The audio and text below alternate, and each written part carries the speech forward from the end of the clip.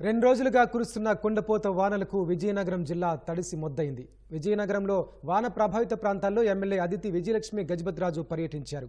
పెద్ద చెరువు అవుట్ఫ్లో కాలువను పరిశీలించారు. కాలువలో పేరుకుపోయిన గుర్రపుటెక్క తొలగింపునకు తీసుకున్న చర్యలను కార్పొరేషన్ అధికారులను అడిగి తెలుసుకున్నారు. అనంతరం పద్మావతి నగర్, మజ్జిపేట, అయ్యన్నపేటలో పర్యటించి సమస్యలను అడిగి తెలుసుకున్నారు. రేగిడి, సంతకవిటి మండలాల్లోని సాయన్న ఛానల్ వరదతో ముంపునకు గురైన ప్రాంతాల్లో ఎమ్మెల్యే కోండ్రు మురళీమోహన్ పర్యటించారు. సైకిల్ బ్రిడ్జి వద్ద నాగావళి నదిని పరిశీలించి పరిస్థితిపై ఆరా తీశారు. అనంతరం రేగిడిలో ప్రభుత్వ కార్యాలయాలతో పాటు ముంపునకు గురైన వరి పొలాలను పరిశీలించారు. రామారావుపురం వద్ద నీట మునిగిన పొలాలను పరిశీలించారు. 100 ఎకరాల వరి పంట నీట మునిగి తీవ్రంగా నష్టపోయామని రైతులు ఎమ్మెల్యేకు గోడు వెళ్లబోసుకున్నారు. అధికారులు తక్షణమే పంట నష్టం అంచనా వేయాలని ఎమ్మెల్యే సూచించారు. రైతులు అధైర్యపడొద్దని, పరిహారం అందిస్తామని హామీ ఇచ్చారు.